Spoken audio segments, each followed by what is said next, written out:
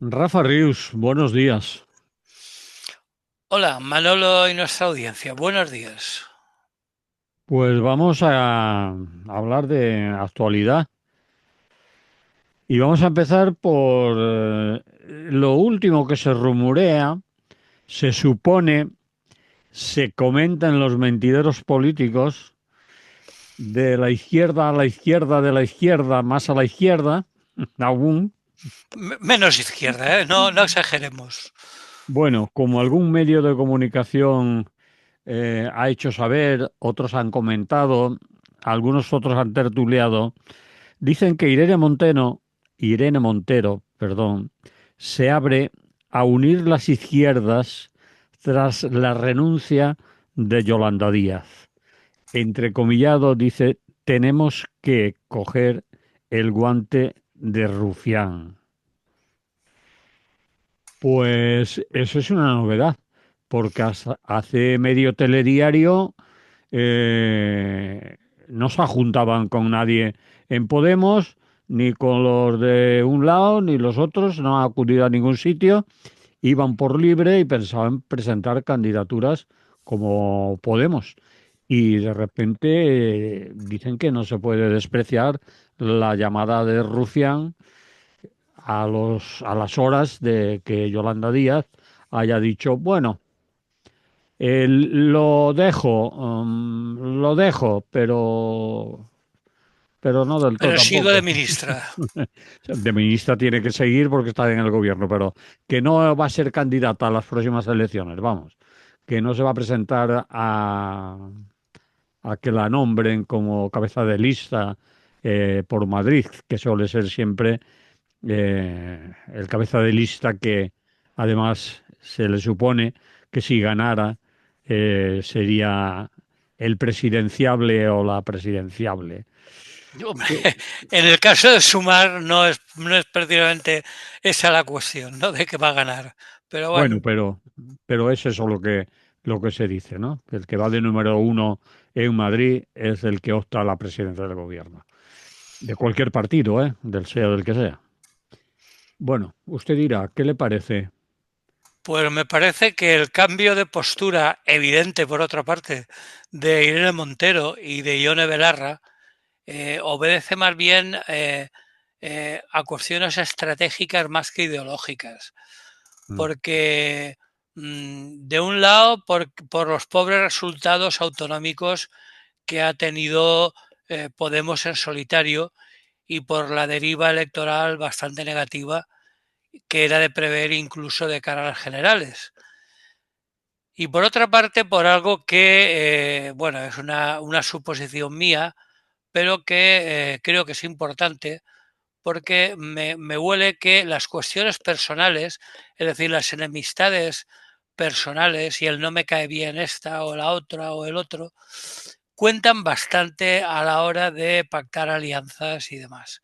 Entonces me da que tanto Irene Belarra como Irene Montero con Yolanda Díaz no estaban a partir un piñón que se dice. mm. Es decir, yo creo que esas dos razones han contribuido a otra cosa que por otra parte de los que no estamos directamente implicados en la cuestión, pero sí era evidente que preferíamos unas izquierdas unidas, incluyendo a Izquierda Unida, valga la redundancia, Mm.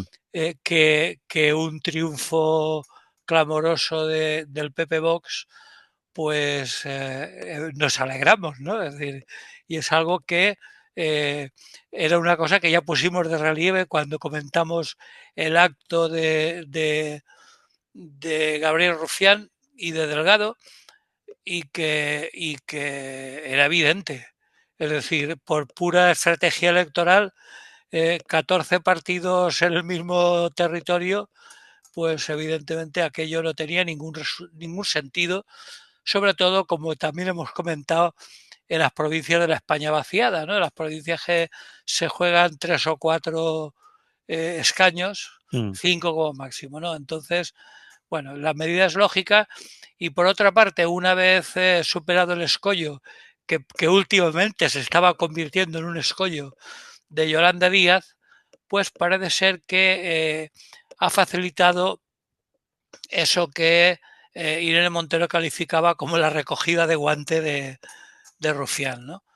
Entonces, bueno, pues bienvenida sea. Todavía queda un largo y tortuoso camino, que dirían los Beatles, eh, por recorrer, pero bien está porque para dar un siguiente paso hay que dar un primero y por lo tanto empezar a andar, andándose del camino que decía ya Machado y veremos dónde desemboca la cosa. Está muy en función, porque creo que, como digo, va a ser larga la negociación y está muy en función de lo que aguante el actual gobierno. Es decir, si la legislatura llega a su fin en los términos previstos, pues creo que hay tiempo más que suficiente para conseguir esto. Si por cualquier motivo absolutamente imprevisible se acorta, pues va a estar más complicado, porque queda mucho por discutir, sobre todo cuando pasamos al terreno de lo práctico. Es decir, yo voy de cabeza de lista, no, tú no, porque soy yo que tengo más tirón aquí, no, tú no vas porque va mi primo, ¿qué tal? Entonces, bueno, ahí en esas negociaciones ya entre navajeos es donde veo yo el problema último, ¿no? Y por lo tanto hace falta tiempo. Porque eso también lo tendrán que negociar. Es decir, van a tener que decir, bueno, vamos a ver en Teruel, ¿quién se presenta a cabeza de lista? ¿Quién va al segundo? ¿Cómo repartimos aquí el pastel? En fin, esa Y cosa. después no solo se reparten los nombres en las papeletas, sino los asesores, Sí, cuántos sí, vas a claro, colocar bueno. tú, cuántos voy a colocar de los míos, pues yo necesito que me coloques a cuatro, etcétera. Que un elegido sea en el puesto de la administración de la política que sea, lleva consigo un número de empleados Sí, con sí, claro, eso es salario. evidente. Cuando yo hablaba de diputados, yo hablaba de diputados y su corte de honor, claro. No, no. Corte de Porque acuerdo. sí, sí, sí. Todos llevan los compromisos adquiridos previamente si llegan, ¿no? Mm, Entonces, bueno, yo creo que, bueno, aparte de cuestiones secundarias pero importantes, como el hecho de quién se queda qué, hablando de consejerías o de ministerios, ¿no? mm. Es decir, pues yo voy por tal, pero yo quiero quedarme industria, pues yo quiero quedarme interior, en fin, todas las cosas de la pequeña política que se suelen hablar sotoboche en los despachos, pero que tan importantes son a la hora de pactar. Y que, bueno, es una de las cualidades que se le atribuyen a Pedro Sánchez, ¿no? Que cómo ha sido posible, hasta incluso con Junts, que ahora anda muy díscolo con el escudo social, bueno, muy díscolo, ¿no? Rechazo total. Anda con vos y con el PP, es decir, que... Exactamente. Entonces, ¿cómo consiguió para la investidura unir cosas tan dispares y tan dispersas?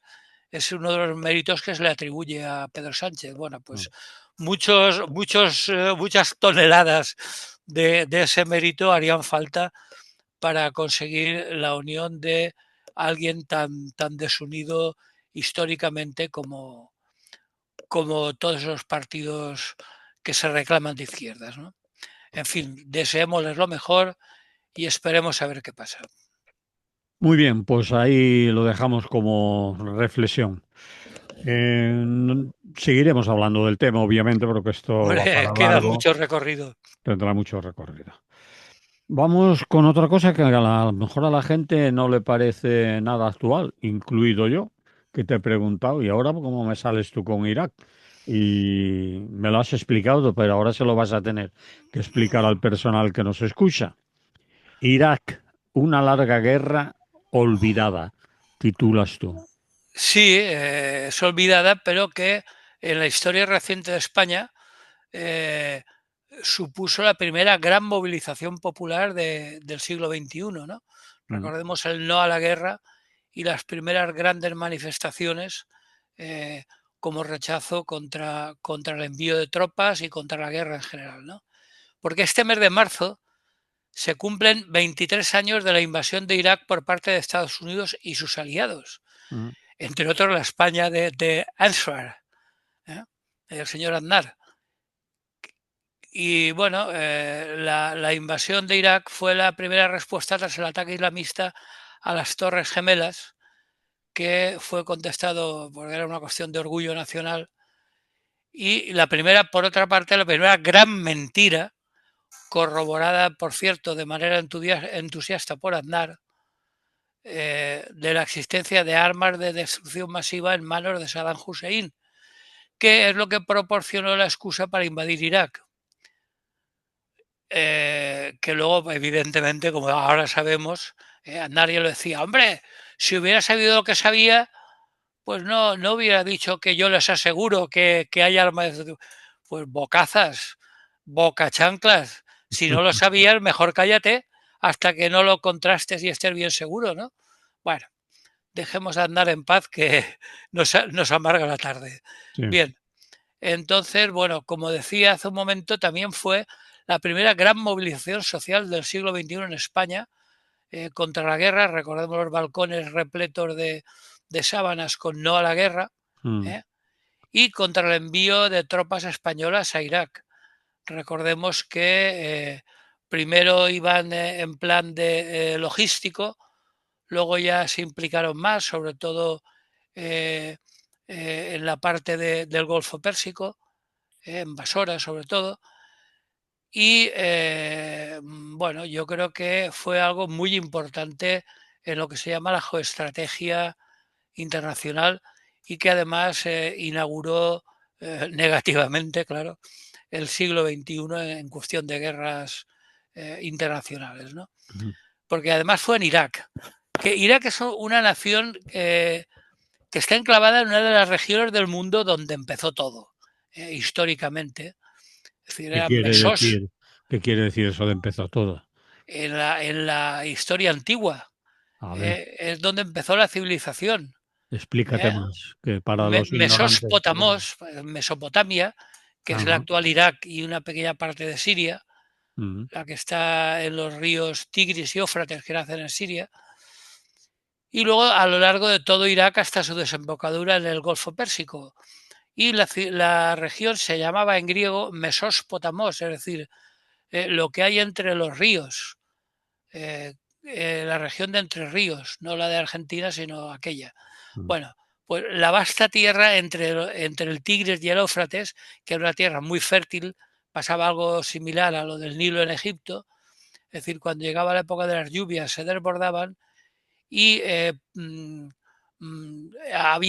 provocaba una tierra fértil donde la vida era algo más fácil y la gente decidió quedarse a vivir y construir sus primeras casas, porque antes eran nómadas. El neolítico que se dice, ¿no? mm. Pues bien, pues el neolítico nació allí en Irak y por lo tanto habría que resaltarlo. Recordemos en la historia antigua la fundación de ciudades tan míticas como Ur, Bagdad, la actual capital, o Babilonia, que son ciudades muy conocidas en la antigüedad. Bueno, pues desde entonces, como podemos suponer, ha corrido mucha agua por estos ríos hasta llegar al Golfo Pérsico, pero ahora mismo es una tierra rica, tanto en agricultura como en petróleo, pero habitada por personas pobres que viven en medio de múltiples precariedades.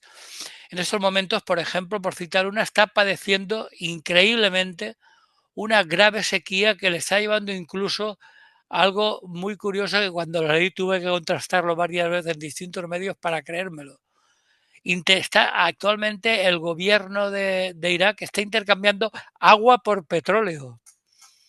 Es decir, no tienen agua para beber y están intercambiándola por petróleo. Bueno, pues la situación política en estos momentos es frágil y precaria. El país lucha por alcanzar una estabilidad que desde la invasión de los Estados Unidos en 2003 no existe, aún no se ha recuperado, ¿no?, de la invasión. El conflicto entre chiíes y suníes, las dos principales sectas islámicas, continúa. Porque el gobierno actual lo lidera el primer ministro chií Muhammad Shia al-Sudani, que fue designado en octubre de 2022 y su designación se interpretó como una victoria para la mayoría chií del Parlamento, pero el movimiento sadrista, que es el otro sector, el sunita, mantiene un boicot al gobierno porque además tienen mayoría en el Parlamento y bueno, están exigiendo la dimisión de al-Sudani y que se celebren nuevas elecciones. Mm. Me suena de algo. En fin, el estancamiento de la situación política ha dado lugar a un vacío de poder que ha sido aprovechado por grupos armados como el Estado Islámico. Nos acordamos del Estado Islámico que parecía que ya había desaparecido. Bueno, pues ahora ha aprovechado ese vacío de poder y se están produciendo graves enfrentamientos. La situación se ha deteriorado en los últimos meses y ya se han producido varios ataques islámicos de gran envergadura, ¿no? Del Estado Islámico, del ISIS. Mm. Entonces, bueno, pues se junta la inestabilidad política con las dificultades económicas e incluso la violencia tribal en algunas regiones y, como no podía ser en una situación tan caótica, la corrupción política, ¿no? Entonces, bueno, esperemos que, aunque son problemas bastante abrumadores, pero confiemos que el país tenga potencial para superarlo, ¿no? Según cuentan los que lo conocen, la ciudadanía iraquí, después de tantos años de guerra e inestabilidad, tiene una gran capacidad de resiliencia. Por contar una anécdota personal, yo tengo dos amigos, y cuando digo amigos no utilizo un eufemismo, son realmente amigos en los que deposito toda mi confianza, que vinieron hace ya muchos años, actualmente están totalmente establecidos y que a veces me cuentan pues lo que les cuenta su familia, ¿no? Incluso uno de ellos tenía un restaurante y va mucha gente por su antiguo restaurante que todavía lleva su familia y bueno, allí se habla de cómo está el tema y cuando lo veo me cuenta cosas, ¿no? Entonces parece ser que la gente está dispuesta a aguantar lo que haga falta. El problema es que Irak está en una zona demasiado caliente. Recordemos que sus fronteras, que Irak está situado entre Israel, Irán y Arabia Saudí, nada menos. Es decir, que está en el cogollito de la zona de equilibrios permanentemente inestables en Oriente Medio, ¿no?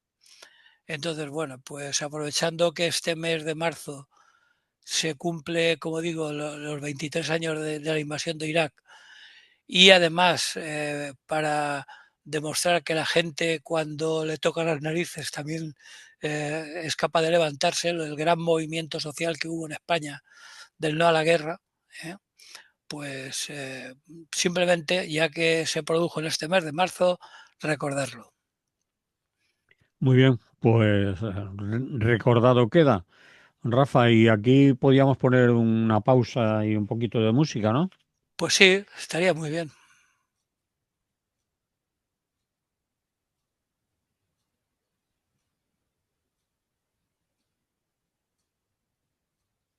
Continuamos, pues en Radio Clara, esto se llama Es lo que hay. Estamos hablando con Rafa Rius y vamos a contar más cosas, también de actualidad, de tertuleo y demás. Para ello tenemos bastante tiempo. Creo que te va a sobrar. O a lo mejor Bueno, no, porque tienes no lo sé. información privilegiada y nos cuentas algo. Uy, sí. Lo que no se ha desclasificado y yo, por mis contactos con los servicios secretos, conozco. Y tú lo titulas El parto de los montes o la desclasificación clasificada. Es decir, mucho ruido para parir un ratón, era aquello del parto de los Sí, sí, montes. sí. Sí, recordemos la conocida leyenda mitológica, ¿no? Sí. Una montaña que estaba en avanzado estado de gestación, su inminente parto se manifestaba con un terrible estruendo que atemorizaba a los habitantes del lugar, pero que llegado el momento, el alumbramiento se produjo con total normalidad.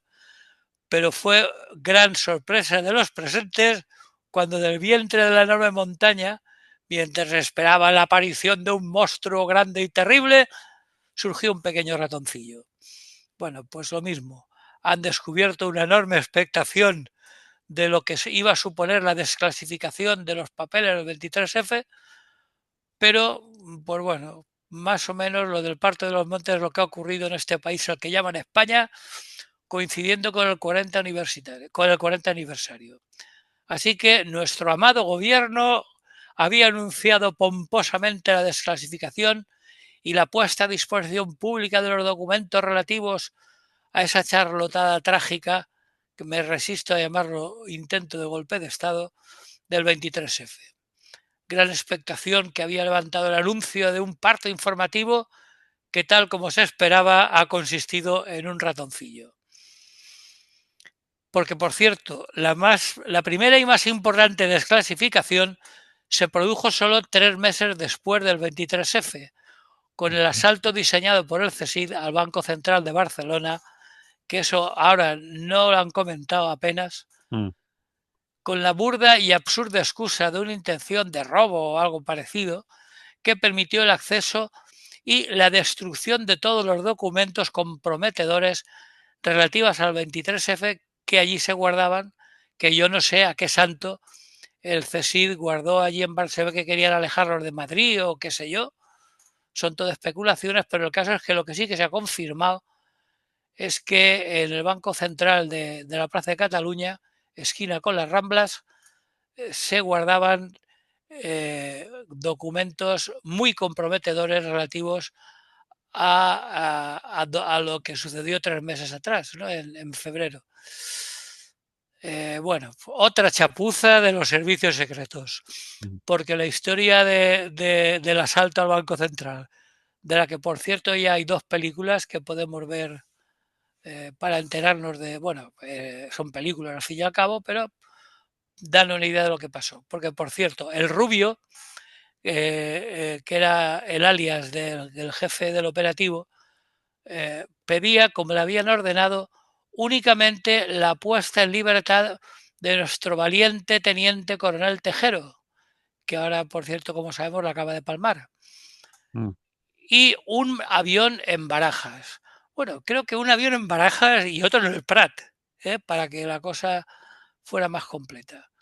Bueno, pues el tal Rubio, posteriormente, tras su puesta en libertad a finales de siglo, confesó que habían sido los jefes del CSIC quienes lo habían contactado para robar documentos incriminatorios del 23F. Otra chapuza, porque yo no sé para qué quieren tantos agentes secretos para contratar a un delincuente común, bueno, y que acabó como acabó. Hubo incluso un muerto y varios heridos. Eh, Incluso uno de los implicados pudo escaparse al salir en estampida los 300 rehenes que tenían detenidos.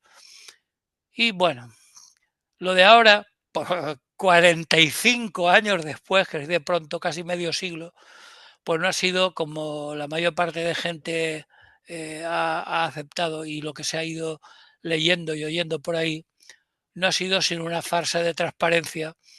Se han llenado la boca de lo imposible, de lo importante de la transferencia, y que no ha desvelado nada que no supiéramos.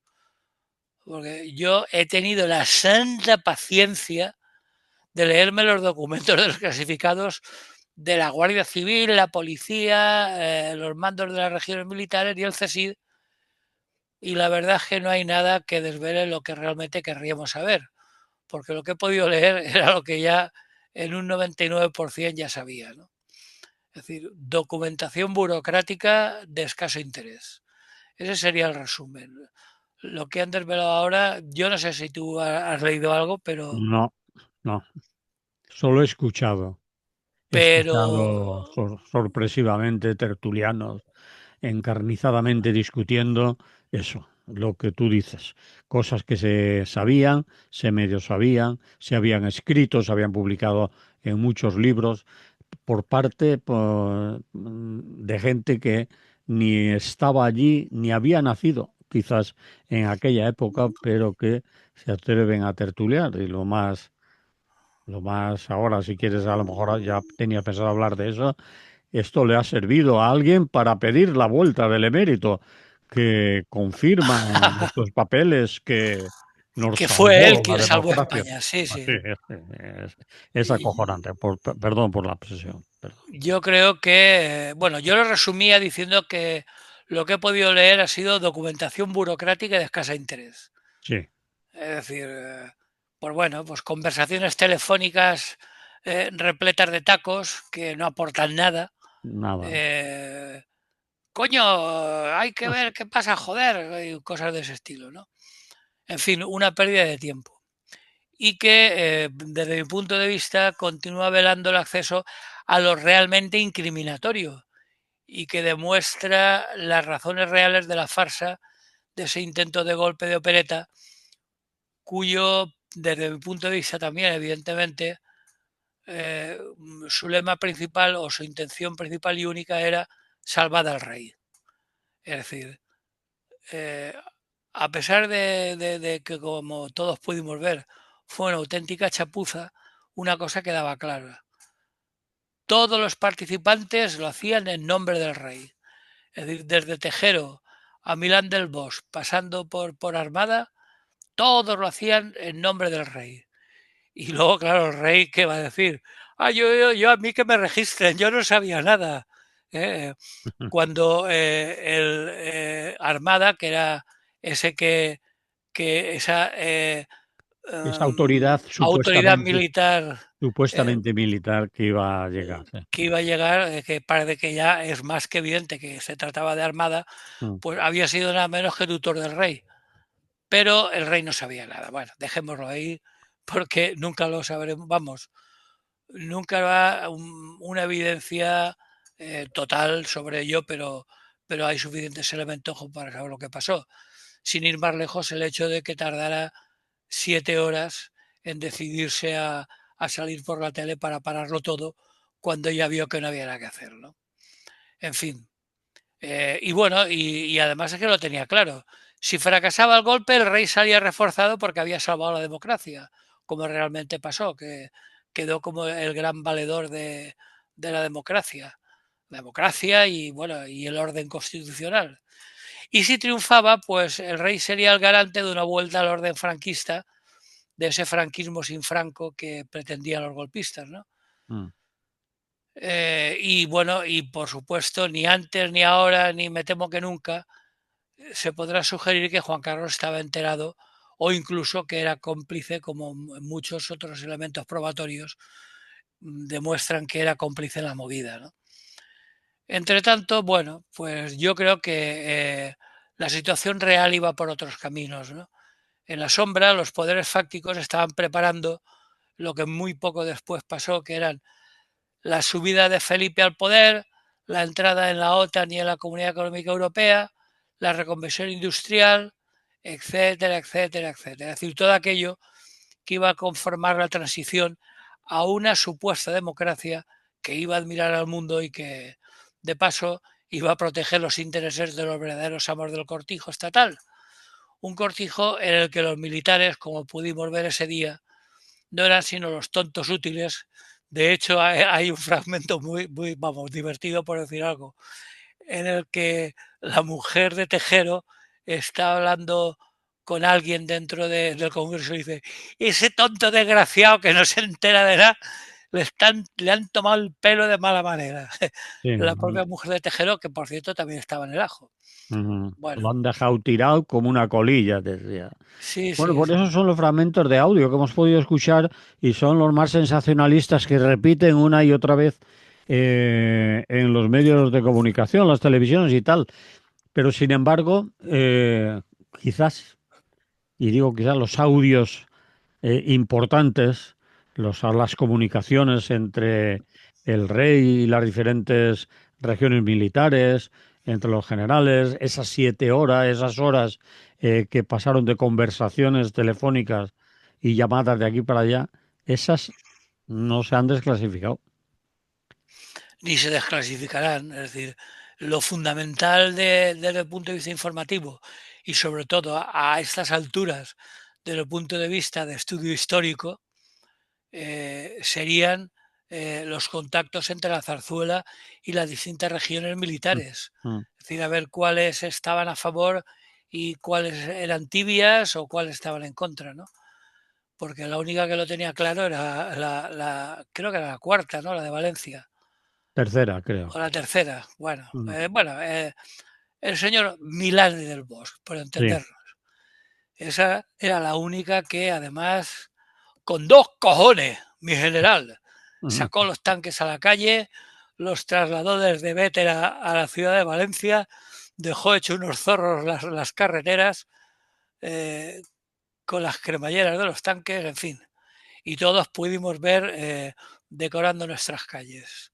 Yo recuerdo que además fue muy divertido una anécdota, abro paréntesis. Esa tarde estaba yo en un cine de la Avenida del Puerto que hacía un programa doble y ese día no tenía clase y me fui al cine. Dos películas. Y cuando salí, serían las 7:30 o por ahí de la tarde, tenía entonces un 600 descapotable, eso sí, y volví a Valencia, dirección Valencia por la Avenida del Puerto, y al pararme en un semáforo, miro por la ventanilla de mi lado y me veo un tanque al lado del 600. Imagínate la impresión. Bueno, pues nada, yo personalmente, no sé por qué, pero tuve la intuición de que era un paripé, vamos, que aquello no iba a ningún lado. De hecho, esa noche había quedado a estudiar, estaba estudiando oposiciones, había quedado a estudiar en casa de unas amigas, me fui allí, abrimos los libros y yo me quedé dormido como un bendito, no me enteré de nada hasta que al día siguiente me enteré de lo que yo imaginaba. Y no es que yo sea un gran analista político ni tenga una bola de cristal, es que no sé por qué razón intuía que aquello no iba a ninguna parte, ¿no? Me parecía totalmente ridículo, ¿no? De hecho, ni siquiera rompí mi carnet de la CNT. Es decir, aún lo conservo, por cierto. Es decir, que eh, no me lo creía. Y entonces, andando el tiempo, pues me he dado cuenta que efectivamente, sin ningún mérito por mi parte, porque ya digo que fue simple intuición, pues me he dado cuenta de esto que te comentaba, que los poderes fácticos, es decir, la realpolitik y la política real ya estaban preparando, pues eso, la subida de Felipe al poder, la entrada en la OTAN, la entrada en Europa, la reconversión industrial y todo aquello que después hemos conocido, ¿no? Entonces, bueno, los militares, como digo, y el golpe de Estado fue una maniobra ridícula porque lo único real es que aquellos que tras la muerte del dictador asesino nos habíamos hecho ilusiones de que con nuestra lucha las cosas realmente importantes podían cambiar a mejor, pues nos volvimos a quedar con un palmo de narices, que se dice, y con el culo al aire. Es decir, y relegados, pues eso, a introducir de manera sumisa una papeleta por la rejita de la urna cada 4 años para que todo, al modo lampedusiano, siguiera más o menos igual. Y ahora, pues eso, 45 años después, pues han montado su operación transparencia para hacernos creer que ya está todo claro. Entonces, desde mi punto de vista, mientras pensaba en todo esto, recordaba al genial Labordeta, por lo que solo cabría añadir a todo esto, váyanse ustedes a la mierda. Mm. ¿Eh? Ese sería mi resumen. No sé cómo has visto tú lo de la desclasificación, pero yo es que... Yo lo mismo que tú, es decir, ahí faltan muchas cosas por desclasificar. Los mismos historiadores lo han dicho y mucha más gente que se ha desclasificado lo que más o menos se sabía y alguna cosilla para dar cancha en los medios, como esas conversaciones de la esposa de Tejero, de la mujer de Tejero, con una, parece ser una amiga o algo así. Sí, pero eso son cotilleos, Manolo. Cotilleo, es decir, carnaza, espectáculo para los medios que lo repiten continuamente, chorradillas. Y después, una cosa importante, la trama civil, es decir, todo Ah, no, eso. no, de eso tampoco se habla. Eso lo pagó alguien, ¿eh? Es decir, esas reuniones, la organización, es decir, la intendencia y todo lo que estaba preparado, es decir, la gente que había detrás de los militares animando, apoyando y demás. Ahí no se ha desclasificado nada y alguien se teme que hay nombres importantes que aún están por ahí, o por lo menos sus Hombre, han empresas. sacado a relucir al pringao del Sainz sin estrellas, que Ma- se, no pintaba nada, eh, y con eso, pues en eso consistía la trama civil. mm, Pues de eso nada, ¿no? O sea, estaba claro que, como yo he dicho que sospechaba, hay mucha trama civil detrás de toda la movida, y es la trama verdaderamente importante porque es la que estaba ya diseñando eh, todo lo que iba a venir después, inmediatamente después, por otra parte, ¿no? Y mm, recordemos que los años 80 fueron los años del triunfo de una cierta forma de entender lo que ellos llaman transición, ¿no? mm, Que no la veo por ningún lado. Es decir, era el mismo franquismo con otros, por otros medios, ¿no? Es decir, lo de aquello que lo deja todo atado y bien atado, pues se demostró que era así, y que las formas cambiaron, pero el fondo continuó exactamente igual o peor. Y otra cosa, ¿qué te parece la meada fuera de tiesto que se diría del señor Feijóo, que inmediatamente ha hecho un tuit y ha seguido coreado por su partido y aledaños y otra gente? El rey, después de esta desvelación y desclasificación de los papeles del 23F, el emérito tiene que volver a España porque se demuestra una vez más que nos salvó de eso, que gracias a él, de la democracia, bla, bla, bla. Eso lo ha escrito el señor Feijóo, el jefe de la oposición. Entre otras cosas, no sé si recuerda o sabe que el rey está voluntariamente, por otra parte, antes de que, antes de que te eche, me voy, antes de que me echen, me voy, habrá pensado, está por robar, supuestamente vamos a dejarlo ahí, por si acaso, por no pagar impuestos, por tener dinero en lugares opacos supuestamente, y por todas sus fechorías como, como monarca, ¿no? Se ha ido de España porque nadie lo ha echado, quizás para salvar, dicen algunos, la monarquía y que su hijo pudiera continuar, ¿no? Es decir, que hay que recordarle a alguna gente que el rey no está fuera por el 23F, que sigue siendo, como ha dicho Rufián, un delincuente y que los delincuentes mejor que estén lejos, ¿no? Pues Hombre, mejor que estén lejos, y sobre todo porque él es el primero que no quiere volver, claro. porque Hacienda lo está esperando. Entonces, como ahora ese mérito ya no tiene ningún tipo de aforamiento, pues es el mismo el que no tiene ninguna prisa. Aparte de que no se debe estar mal del todo donde está. Bien, de todas formas, lo de las declaraciones de Feijóo a mí tampoco me han extrañado mucho. Están en su línea, sobre todo en los últimos tiempos, Sí, porque eso que pero dices tú de mear fuera del tiesto, yo creo que su mujer debe estar harta de que cuando se pone a mear en la taza, mee en todos los sitios menos en la taza, ¿no? En fin, yo creo que es su táctica habitual, y por supuesto no tiene nada que ver con el rey, por lo que se ha desclasificado ahora, ni quita ni pone rey, ¿no?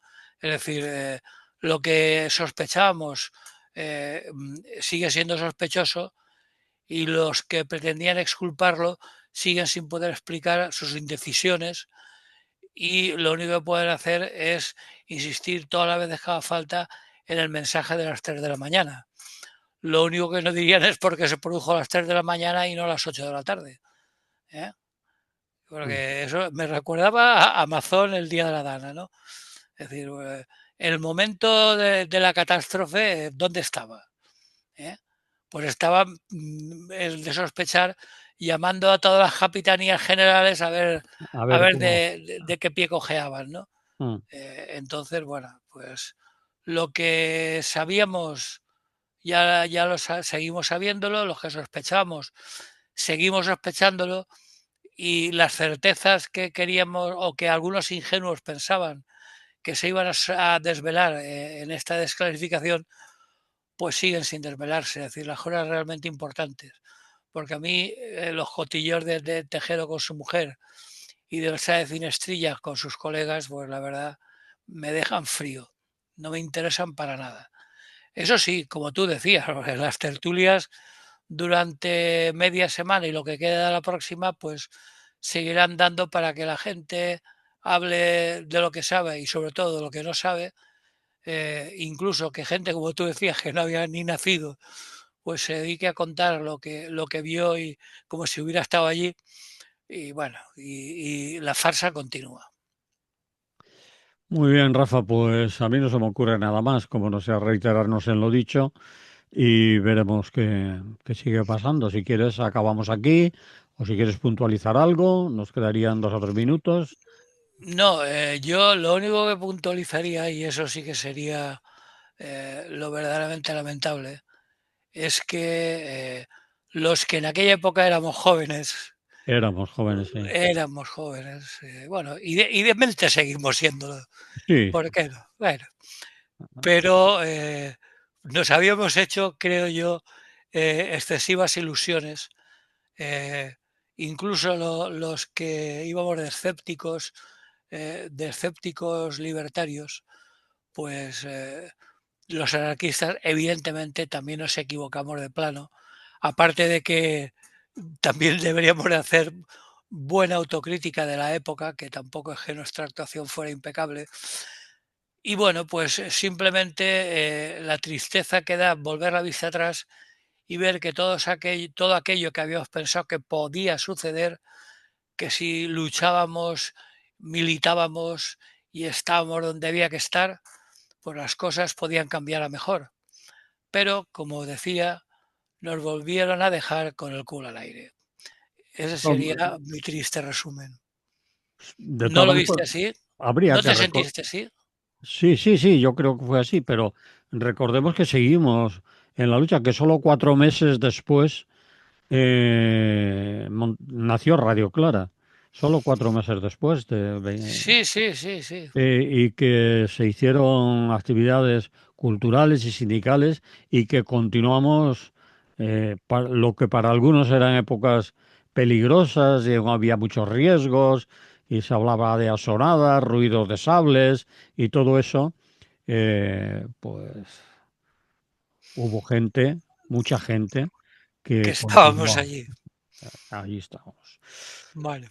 Bueno, Pues eso es lo que hay. Hemos hecho un poco de abuelos cebolleta, para lo que recordando toca. tiempos pasados, Bueno, pero bien está recordarlo que lo importante es que aquello no lo hacemos solo con nostalgia, sino que aquí estamos en pleno 2026 y seguimos dando la lata. y que dure. Lo dejamos aquí.